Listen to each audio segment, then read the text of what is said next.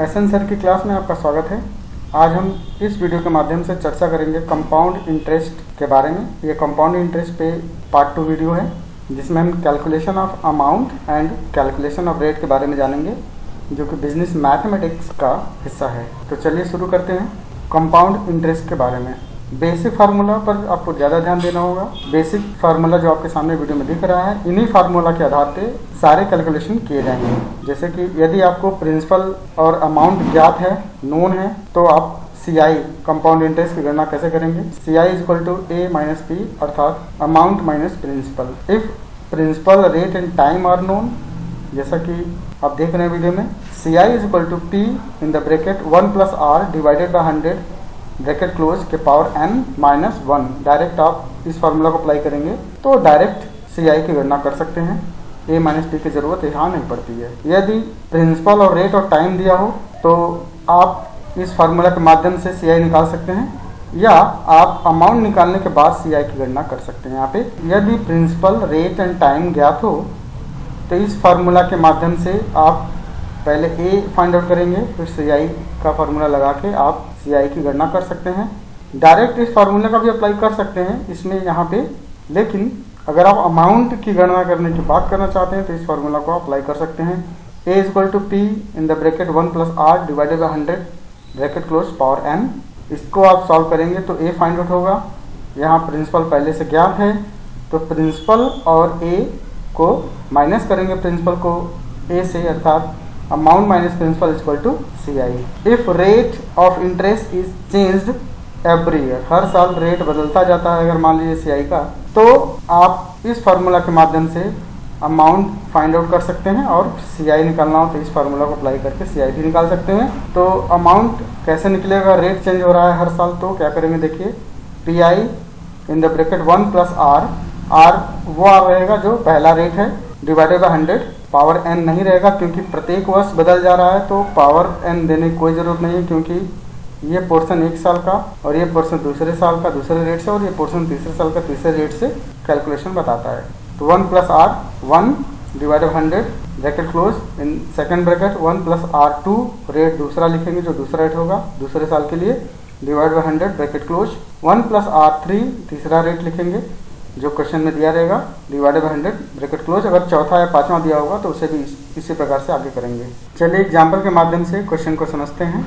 2500 रुपये का 2 वर्षों में कंपाउंड इंटरेस्ट कितना होगा, जबकि रेट पहले साल 4% है और दूसरे साल 5% है।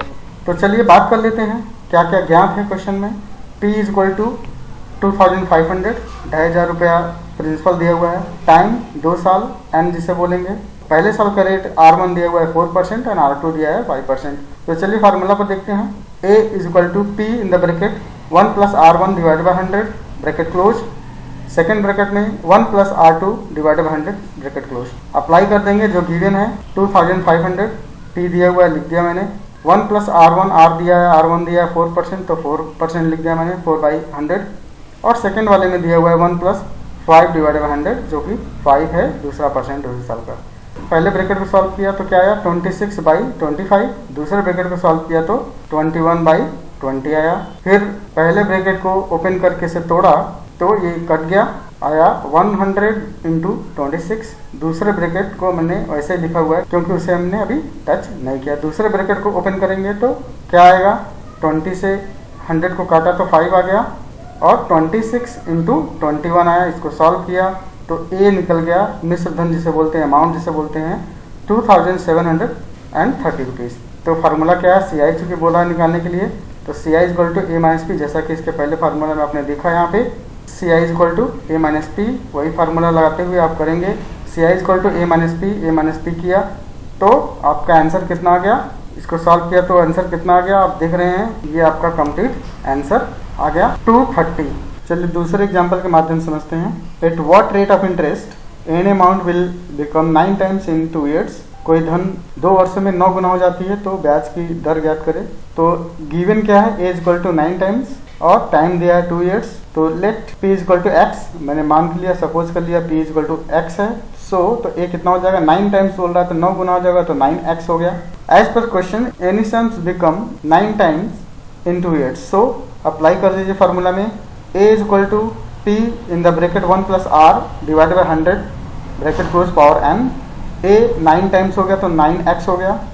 p x मैंने माना हुआ था, आप देख रहे हैं, तो x लिख दिया हमने। इसके बाद 1 प्लस r नहीं दिया है तो r ही रह गया, डिवाइडेड बाई 100 पावर n दिया है 2 तो 2 लिख दिया। सॉल्व करेंगे, क्योंकि 9 दिया हुआ है तो 9 को अंडर रूट कर लिया मैंने, तो आया 3 स्क्वायर आ गया। 3 square x is equal to x in the bracket 1 plus r divided by 100 power 2। Solve किया, x को कैंसिल कर दिया, दोनों ही x इज इक्वल टू में है तो कैंसिल हो गया दोनों x। 3 स्क्वायर 3 के पावर 2 और इन the bracket 1 plus r divide 100 के पावर 2 है तो पावर हट गया दोनों।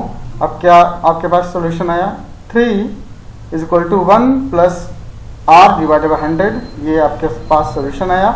1 को इज इक्वल टू क्यों साइड भेज दिया तो 3 minus 1 is equal to r divided by 100, 3 minus 1 is equal to 2 is equal to r divided by 100। So r is equal to solve किया तो आया 200%। तो आप देख रहे हैं कि 200% की दर से कोई भी धन 2 सालों में 9 गुना हो जाएगा। चलिए एक और एग्जाम्पल के माध्यम से समझते हैं कैलकुलेशन ऑफ वेट को। 80,000 रुपया 2 वर्षों में 88,200 रुपया हो जाता है, तो इंटरेस्ट की गणना कीजिए। तो इस क्वेश्चन में देखते हैं गिवन क्या है, 80,000 p है, मूलधन है, और 88,200 हो जाता है, ये अमाउंट है। टाइम दिया है 2 इयर्स। फार्मूला लिख के अप्लाई किया, a is equal to p in the bracket 1 plus r divided by 100 power n।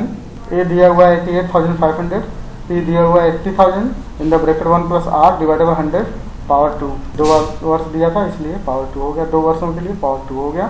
80,000 is equal to किस साइड आया तो 88,200 डिवाइडेड बाई 80,000, और बाकी सब वही लिखा हुआ है, अभी कोई चेंज नहीं किया। एक स्टेप और आगे बढ़े तो इसको छोटा करने के लिए काट दिया गया, 200 से डिवाइड कर दिया गया, दोनों को छोटा हो गया। 441 divided by 400 is equal to 1 plus r divided by 100 bracket close power 2 को भी पावर में डाल दिया 2 बनाने के लिए, तो सेम पावर में हो गया। 21 divided by 20 bracket close power 2, दोनों पावर हटा दिया गया।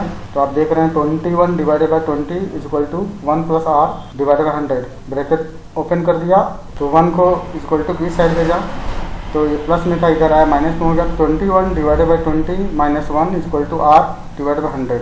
ब्रैकेट्स को सॉल्व किया, यहाँ ओपन करके सॉल्व करने पाया 1 divided by 20 is equal to r divide by 100, then r is equal to 100 by 20, तो 5 आया परसेंट में। आपके सामने ये क्वेश्चन सॉल्व हो गया।